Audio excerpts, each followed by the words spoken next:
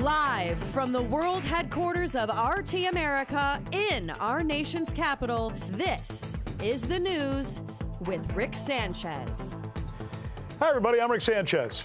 So, big tech and the advent of artificial intelligence is front and center this year at the World Economic Forum in Davos. Of course, it has to be, right?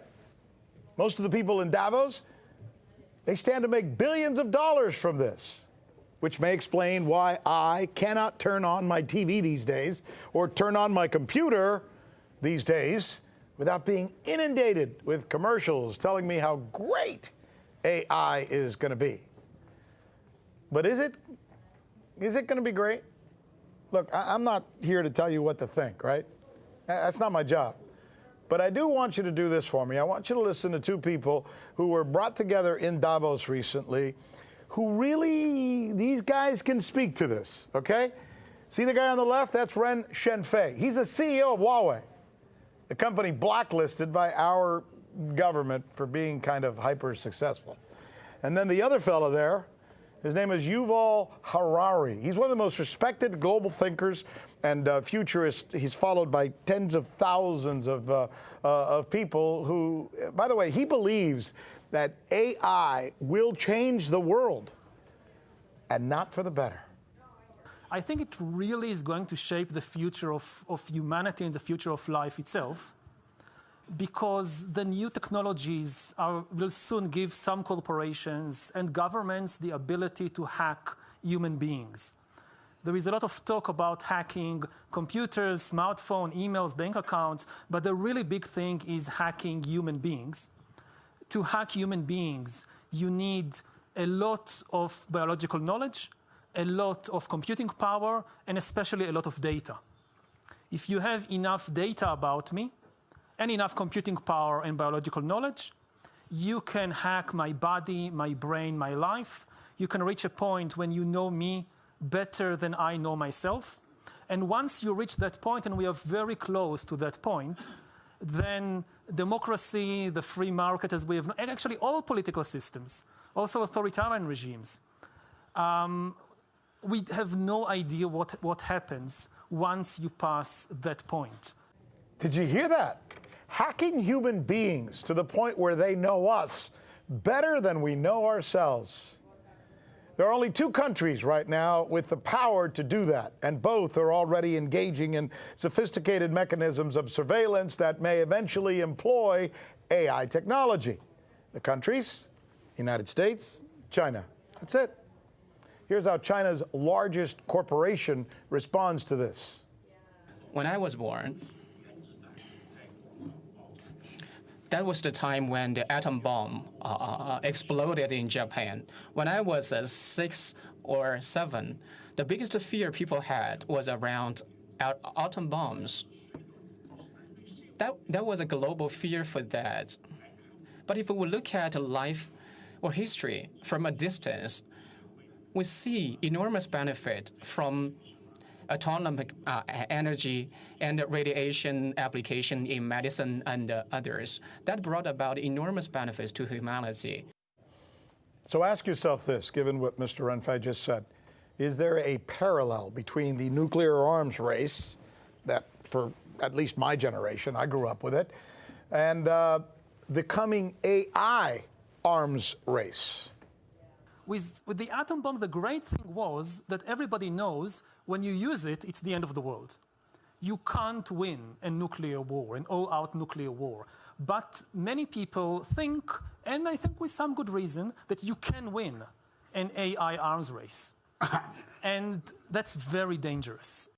Dangerous to think that you can actually win an AI arms race. That's what he just said.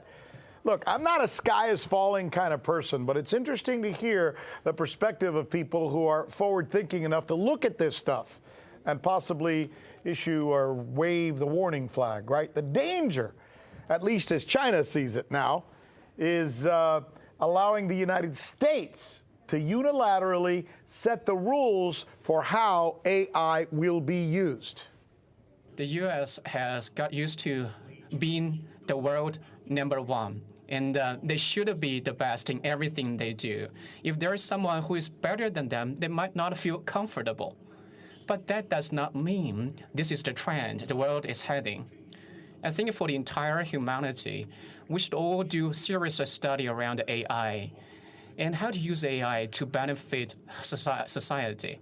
Professor Harari mentioned just now, you need to develop right rules to define what should be studied and what cannot be studied and researched to control and manage where AI is heading. So you heard what he just said there, right? We setting rules, controlling and managing artificial intelligence and biotech and infotech. That's hard to do, right? Especially when it comes to two countries that right now, at least, the United States and China, they have no reason to trust each other. They have no reason to sit down and try and come up with these workable rules. So what's next? It's a very important question. This is the News with Rick Sanchez, where we tackle big issues, big topics like this, because we really do believe it's time to do news again.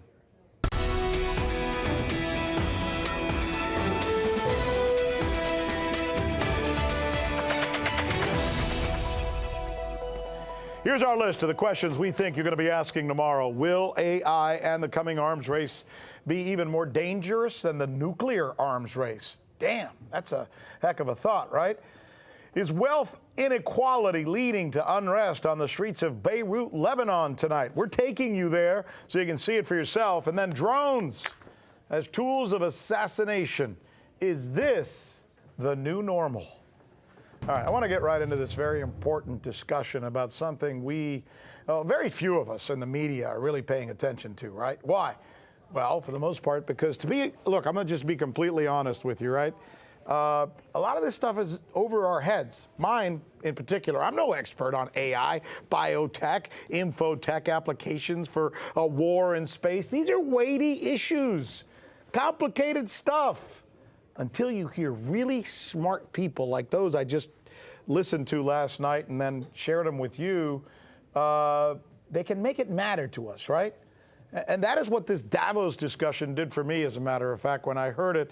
And that's why I wanted to put it on the air tonight and share it with you and share it with my respected colleague, Ben Swan, who joins me now to talk about this. Because I happen to know that this is something, Ben, you've kind of spent a lot of time talking about, looking into, and writing about. It's tough to be an expert on this stuff because it's a lot of stuff. Oh, and it's under development still. We still don't know a lot of what we don't know. Are you as alarmed to hear what some of the things the professor said as I am? So I am, and I agree with what he's saying in that, and this is what's important to understand. Some people will hear those comments and they'll say, biohacking? Oh, he's talking about people who will have, part human and part machine, and they're actually going to have machine components put into them. Right. That's way in the future. That may happen one day, but that's 100 years from now. That's not what he's talking about. When he talks about infotech and biotech, he's talking about computer and data programs using AI that know more about you than you know about yourself, meaning this, they know more about your medical history than you know. And most people don't know a lot about their own medical history.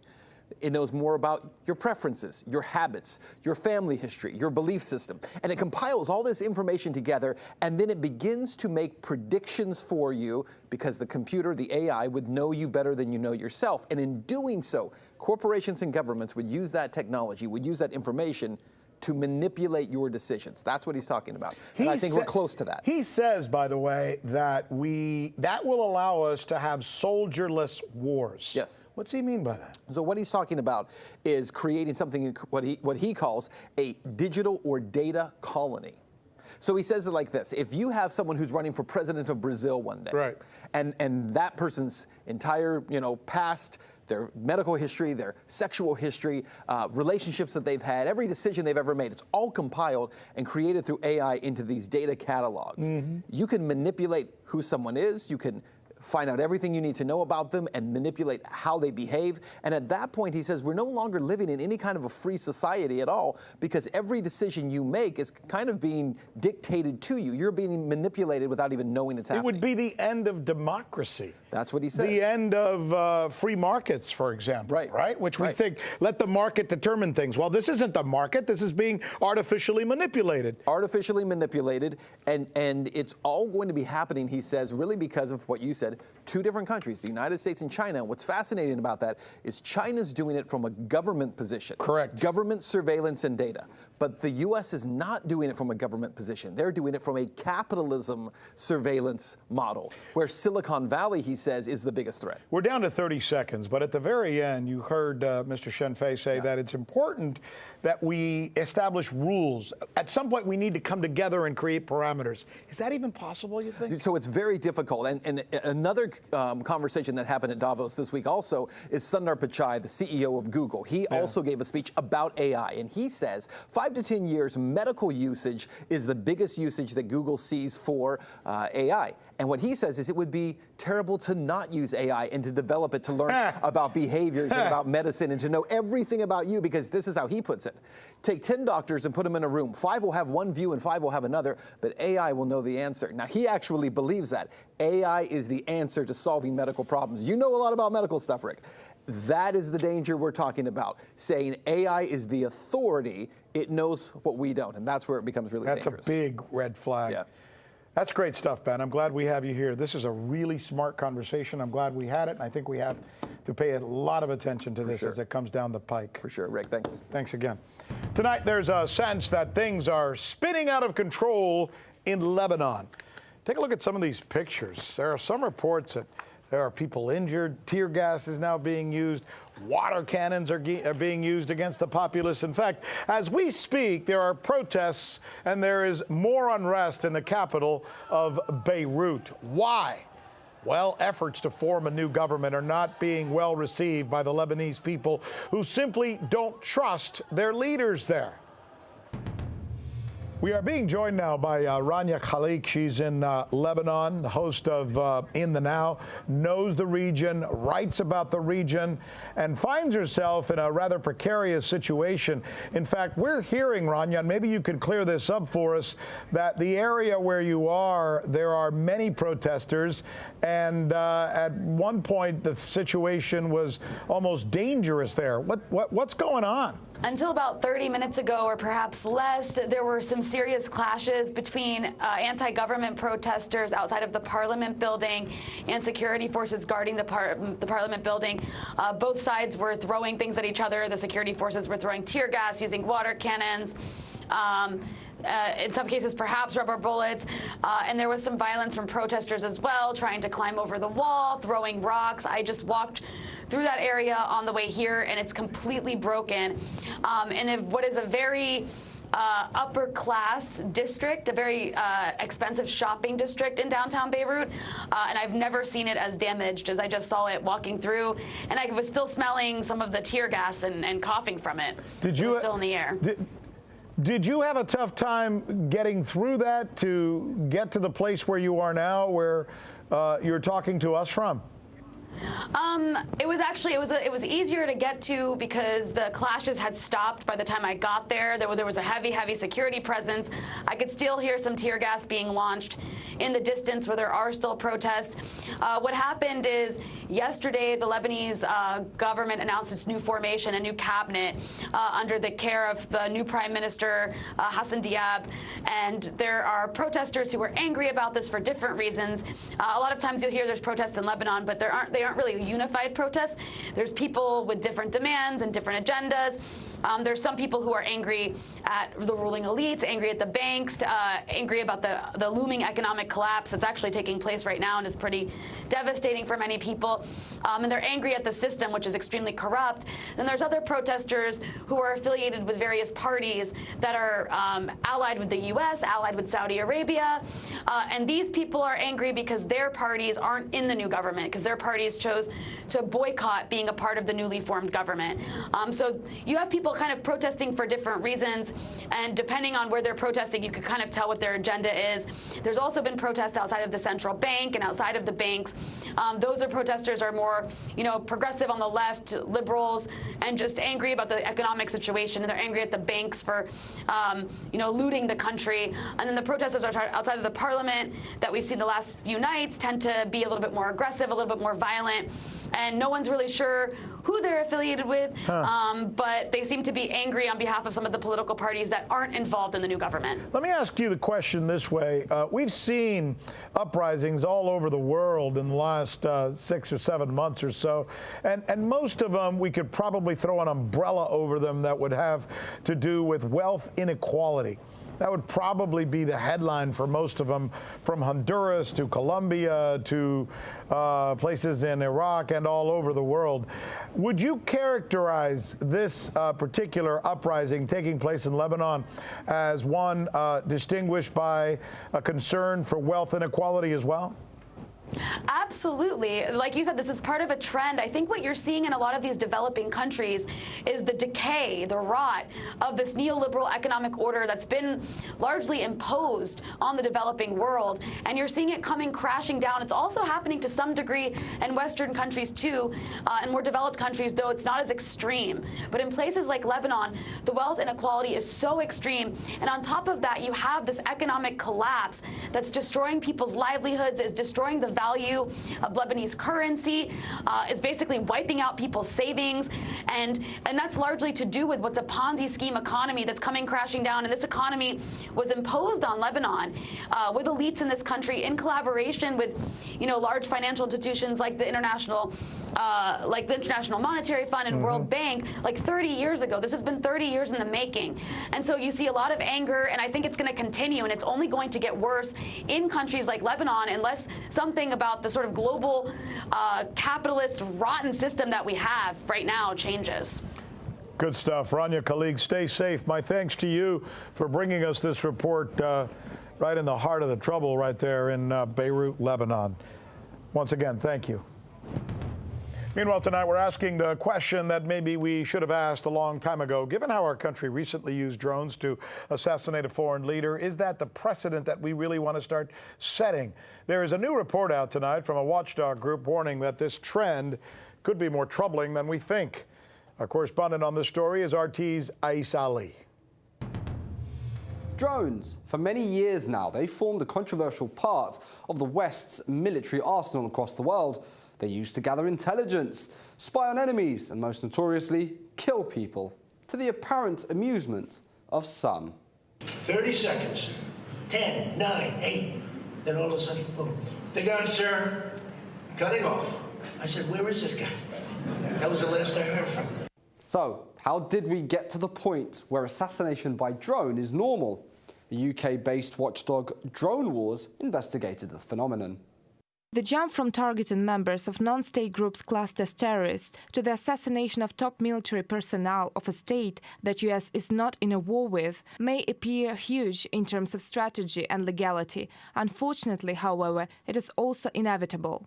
The approach of governments to any scrutiny in such cases has been to give away as little information as possible, like in the killing of terror suspects in Syria between 2015 and 2018 by the UK government.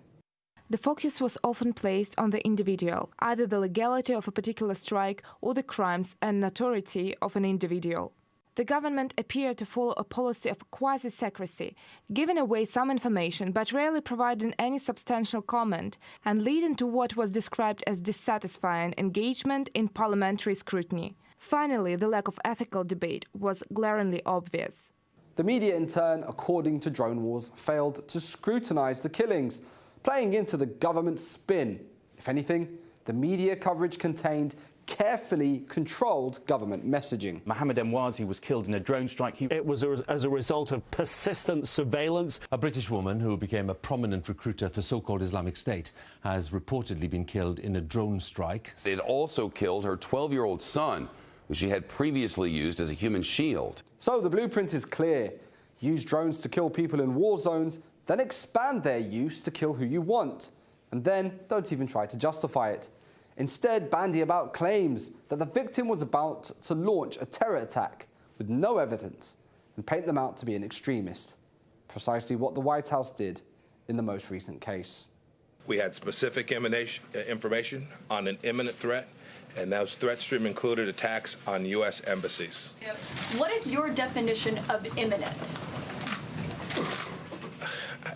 This was going to happen. I can reveal that I believe it would have been 4 embassies. The president didn't say it was a tangible, he didn't cite a specific piece of evidence. What he said is he believed. Are you saying there wasn't one? I didn't see one with regard to 4 embassies. The use of drones on terror suspects became the norm. Now, the assassination of General Qasem Soleimani is being sold to the public using the same tropes, which invites the question, what else will be deemed as par for the course next? Issa Ali, RT, London. Good question, huh? Here's something you don't hear every day. A U.S. Congresswoman is suing a former First Lady who also served as Secretary of State and lost the presidential election to Donald Trump. Yep, Tulsi Gabbard suing Hillary Clinton for calling her a Russian asset with absolutely no proof, by the way. And by the way, because Tulsi Gabbard is in the military, the accusation carries extra weight. Why?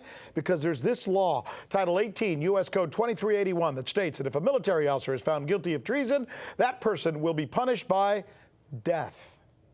If that doesn't explain why Gabbard is taking this so seriously, then nothing does. Here's RT's Rachel Blevins. She's joining me now to take us through this. So this is the real deal. This is a real lawsuit by Tulsi Gabbard against Hillary Clinton, huh? Absolutely. Tulsi Gabbard has filed a defamation lawsuit, and she is arguing that Hillary Clinton intentionally lied about her character with malicious intent. Now, the event that she points to is from October 2019, when Clinton was doing a podcast interview, and in it she was talking about someone in the Democratic primary and saying that the GOP was specifically using them to set them up as the spoiler third-party candidate. And when we look at the text of the lawsuit, this quote that she's taken from Clinton is, "She's the favorite of the Russians. They have a bunch of sites and bots and other ways of supporting her so far, and that's assuming Jill Stein will give it up, which she might not because she's also a Russian asset." Oh my God. Yeah, she's a Russian asset. Now, it's interesting because Clinton doesn't say Gabbard's name directly there in that quote. She implied it. Right, exactly. Yeah. However, when asked about whether Gabbard was the one that she was talking about,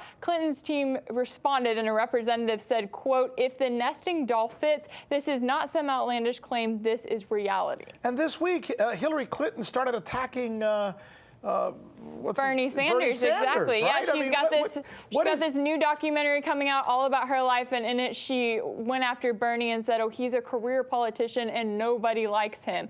And Bernie Sanders responded to that by saying, well, on a good day, at least my wife likes me. But at the same time, that has started this whole campaign on social media with people coming out and saying that they do in fact like Bernie Sanders. However, it is interesting because you've got 2 presidential candidates Hillary Clinton is going after who are both anti-establishment, both have criticized U.S. foreign policy, and both have criticized Hillary Clinton's foreign policy. But if she's implying that the establishment, especially the Democratic establishment in Congress, doesn't like Bernie, that's more reason to like Bernie. Exactly. And what we saw was Tulsi Gabbard gaining more favor when Hillary Clinton went after her, and now we're seeing Bernie Sanders go up in the polls as well. What happens with this lawsuit? Where's it going? Is this serious? Is this going to be taken up by court? Right. Well, that's the hope, and Tulsi Gabbard is asking for at least $50 million in monetary damages. However, she's saying that it's about much more than that. She's saying that not only does she want to hold Hillary Clinton accountable, but she also wants to hold the entire political elite accountable for making claims like this and speaking out and calling her a Russian asset, but not actually giving the proof to back it up. And that's a pretty serious claim, especially when you're talking about someone who is an active officer in the military. This is a fascinating story. Hillary Clinton really going after everybody right now. What's up? Thank you. Appreciate it, Rachel. Well done. Thank you. All right, now this. There's another story that we're following for you that has to do with something that we've been following here for quite some time. As a matter of fact, we're following this story because it involves Amazon billionaire Jeff Bezos and the Saudi crown prince. Stunning new allegations today that Bezos' cell phone was hacked by the Saudi government, and now the United Nations is stepping in. RT's Farron Franzak has more on this story. Rick, this wouldn't happen to regular people like us, but it all started when Jeff Bezos apparently got a WhatsApp message from the personal account of Mohammed bin Salman, the Crown Prince of Saudi Arabia.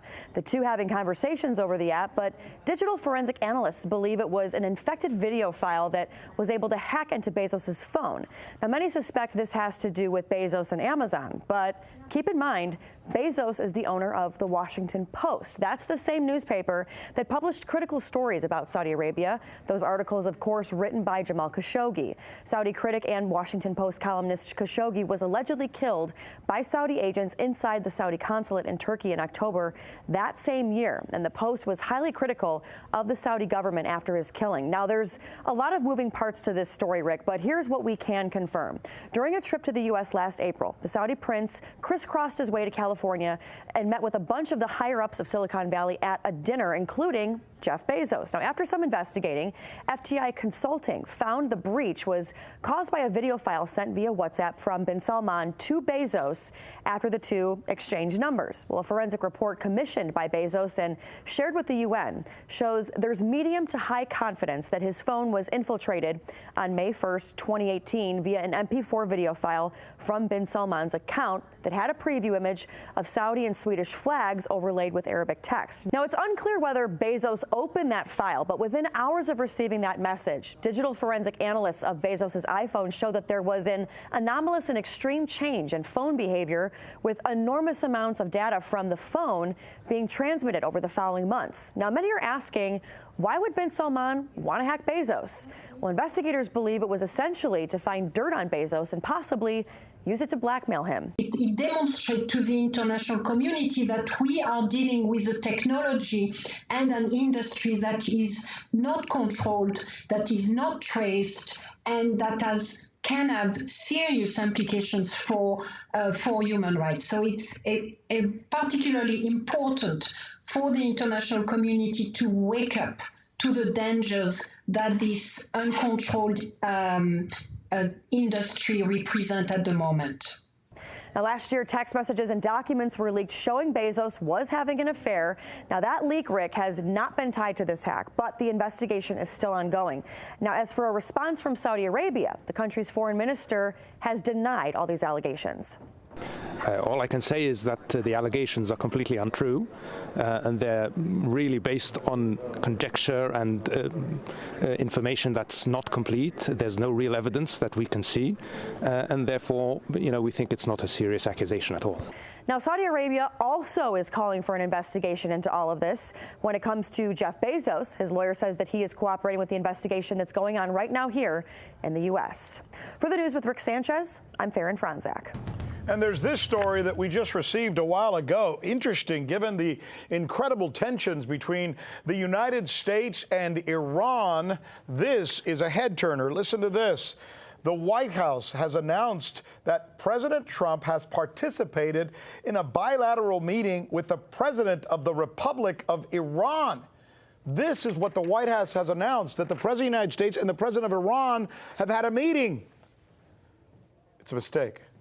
Apparently, the White House confused Iraq and Iran and announced that the two leaders had met, when in fact, Mr. Trump has had a meeting with Barnum Salih, who is the president of Iraq, not Iran. Apparently, there's somebody embarrassed who put out this report a little while ago, but nonetheless, there is the clarification for your viewing interest. I'm Rick Sanchez. Thanks so much for being with us. If you have some friends looking for a newscast that's not like the rest of them, tell them we're here. They can catch us on YouTube. And as always, and I like to say, this is where it's always time to do news again.